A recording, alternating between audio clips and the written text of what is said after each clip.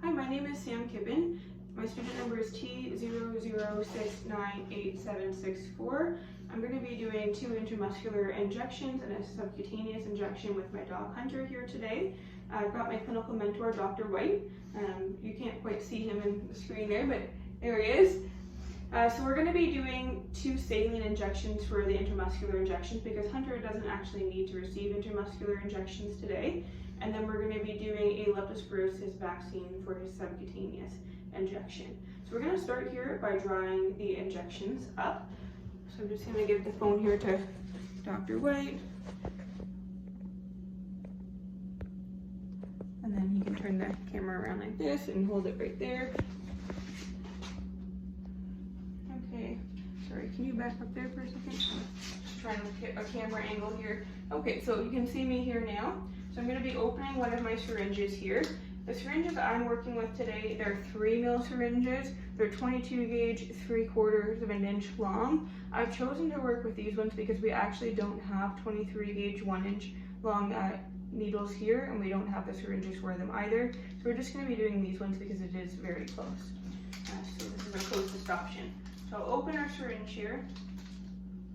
I'm going to want to make sure that before I start, I'm sanitizing our multi-use saline bag here. So I just took a little bit of alcohol and I'm going to prep the area. So that's great. That's sterile now. I've got these. I'm just walking over to the garbage and throwing that out. We want to make sure we're cleaning as we're going, always. And then we're going to work on drawing up. So before you draw any medication up, or anything up, you want to make sure that you check the expiry date and you check when it was been opened. So looking here, you can see that the expiry date for this was actually December 31st of 2023. So not past the expiry date, and you can see that the date that the bag was opened was September 6th, 2022. So we're not past 4 weeks. Now, I shouldn't have done this, but I've done it, so I'm going to take another gauze square here, a little bit of alcohol, and prep it again, because unfortunately I touched it, which means it's no longer sterile. So I'm doing that, and then I'm throwing the gauze out. That's great. So our saline has not been open for longer than 4 weeks, so we can use it for intramuscular injections. And I've got my syringe and needle all ready here, so I don't need to open a new one. I'm going to pop it off like so. I'm going to do a 1/4 turn on my syringe and my needle here, making sure that it is firmly on there, which it is. Then I'm going to grab a hold here, and if you can turn the camera down a little bit farther there. Perfect. And now we've got a good view. I'm going to want to make sure my bevel is up, which it is.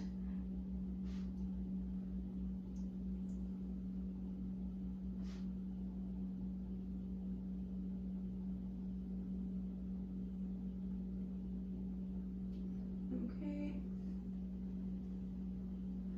Alright, we only need 1/2 ml.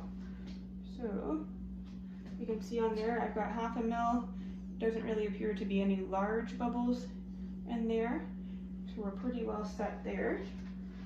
But I have touched my needle to this multi-use bag here, so I'm going to want to change my needle out.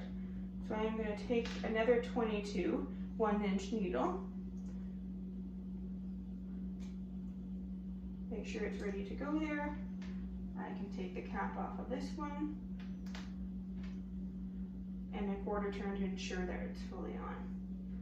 Great. So we want to make sure again we're cleaning up as we go. So I'm putting my sharps where they belong and the garbage is out. Okay, the last step, if you turn the camera down there, the last step before we do give the injection here is making sure that we label things accurately. So I'm going to want to create a label, and I want it to say saline solution. I'm going to say that 0.5 mils because it is. And I'm going to write my patient's name on there. So it's Hunter. And you should put a last name on there as well. My last name's Kippen, so that's what I'll do. This is my dog. And then you just want to put it on your syringe. So we're all set there. So I'm going to change my camera angle around a little bit here so we can work on the floor with, or the table I should say, with Hunter. Okay, there, we've got a good angle. So Dr. White and I are going to put Hunter onto the table.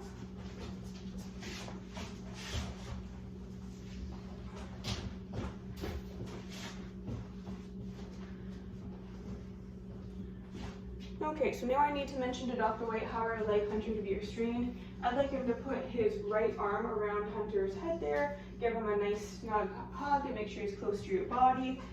That's great. So I am uncapping my needle here. And I want to make sure that I use my hand to figure out where his apaxial muscles are. So you can see what I'm doing here. So I'm taking my hand, finding his wing of ilium, finding his dorsal spinal process, and finding his last rib.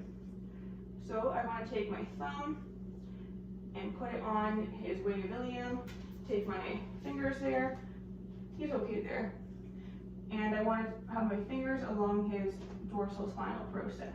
So now I want to take my syringe, I believe you can see here, I want to make sure that my bevel is up.